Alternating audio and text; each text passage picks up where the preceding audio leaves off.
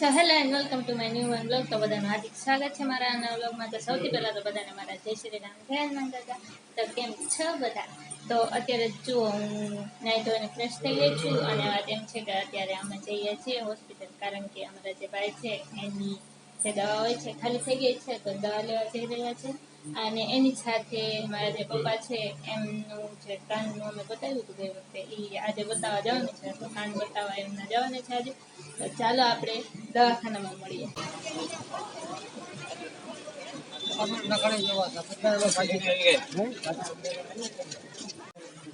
તો હોસ્પિટલથી અમે પાછા આવી ગયા. પાછા આવીને અમે જમી લીધું અને જમીને હું સહી ગઈ હતી, કારણ કે ત્યાં માહોલ એવો હતો અને જે દવા હોય ને એની વાસથી આમ માથું દુખવા મળે, એટલે હું આવી તરત સૂઈ ગઈ હતી, કાંઈ વિડીયો ન બનાવ્યો. અને અત્યારે જો પાછી ભૂખ લાગી છે તો મેં ક્યાંક બનાવીએ નીચે જઈને. તો શું બનાવીશ એ હું તમને અત્યારે નહીં કહું.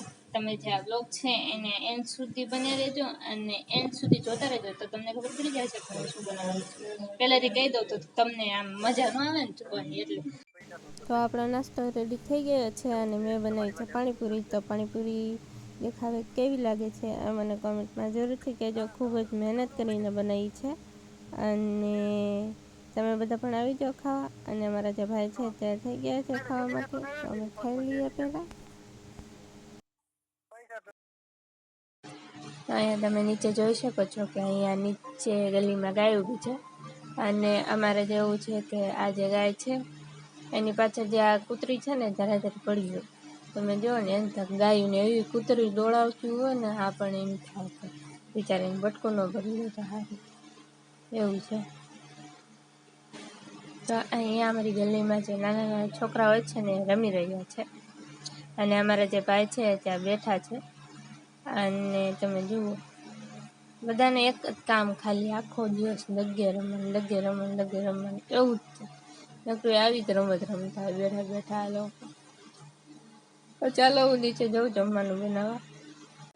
તો કેમ છો બધા મારા મિત્રો? તો અત્યારે જો અમે ઉપર જમીને આવી ગયા છે. જમવામાં બનાવીએ તો બટેટાનું શાક, કારણ કે હું હમણાંથી બટેટા બહુ ખાઉં છું, કારણ કે તમે જોઈ શકો છો કે એટલી બધું જાડી હતી, એટલે મેં યુટ્યુબમાં એવો વિડીયો જોયો તો બટેટા ખાવાથી આપણે જાડા થઈ જાય, તો હું થોડાક ટાઈમથી બટેટા ખાઉં છું.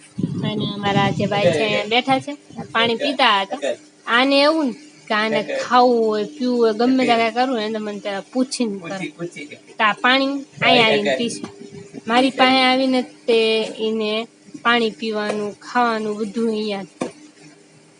કાલે સ્કૂલે મોકલવાનો છે, જોઈએ જાય છે કે નહીં. સ્કૂલે જવાનું છે કાલે? જવું છે ને નિશાળે. હમણાં તો હું નીચે પૂછતી હતી ને ત્યારે જ ના પાડતી, ના નથી જવું. અત્યારે આ પાડે જાય તો સારું.